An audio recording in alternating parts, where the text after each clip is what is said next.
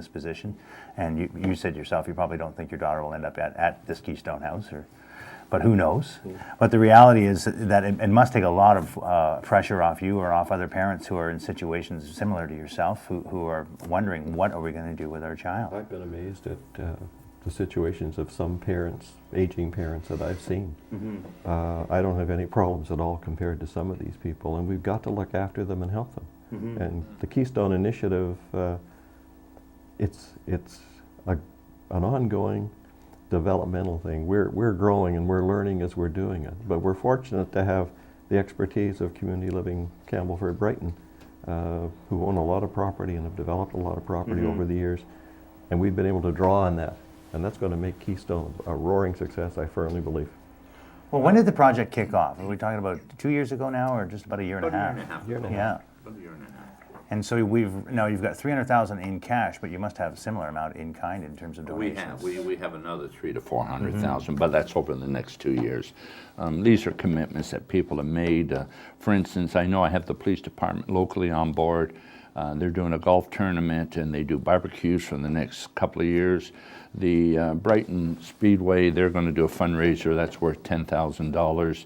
We have McDonald's right now that we're working with, and the signage should be up this week.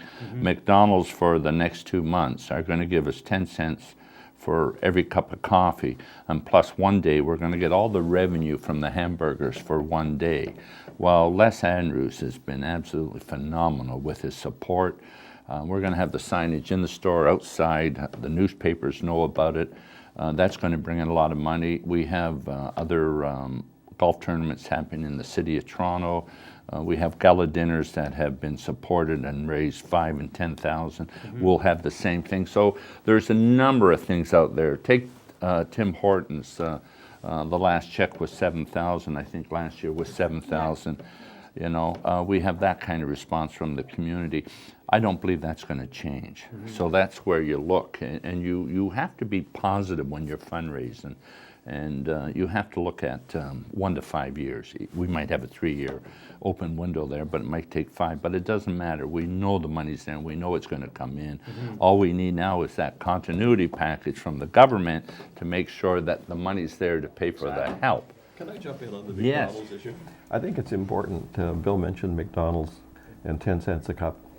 McDonald's have been very strong supporters nationally through the Ronald McDonald Houses. And this year's campaign, I think McDonald's have decided they want to go local. They want to go into the communities and support the individual franchisees. And in that vein, the 10 cents a cup that will be raised this year will be split between Ronald McDonald House and Keystone for the 3 franchises owned by Les Andrews here. Wow. It's a great program. And we're even going to share you ever see the loose change boxes they have? We're going to share that as well. That brings in a lot of money. As I say, I expect $10,000 from this one program. So as far as the money coming in, not worried a bit. Well, as executive director, you must be just all over the map. I mean, you've got to coordinate this fundraising, these various events as well that are happening in Toronto and surrounding areas. And you've also got to, I guess, put a schedule together with regards to construction and finding the individuals who are going to be residing in the residence, because it's going to be developed to their specifications. How difficult has that been? I guess I have a great board of directors. They're great volunteers. They're there when the times are needed, and so I'm very lucky that way. And Bill, I mean, he's taken such a lead on the fundraising, so he's always out there trying to get volunteers to help with the fundraising events. And I guess I'm going to put a little plug in there. Anybody wants to help with Keystone, we definitely could do with that support. If anybody has any ideas and how they would like to do that, to get a hold of Bill or myself to do that.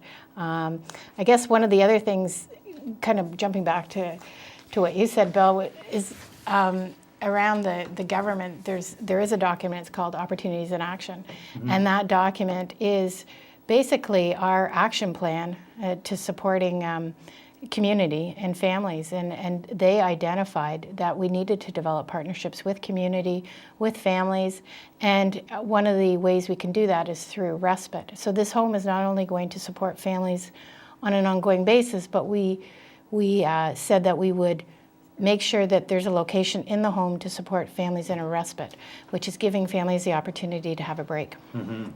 Which a lot of people would need, I would think. important. You probably speak Yeah. to that yourself. Absolutely. Yeah, so I guess I see the government definitely wanted to support Keystone down the road. I don't understand why they wouldn't want to do that, because it's meeting all the criteria that they have put forth. And Lou Rinaldi, like Bill Patchett said, has been amazing. He has definitely been supportive of moving this forward the best that he can.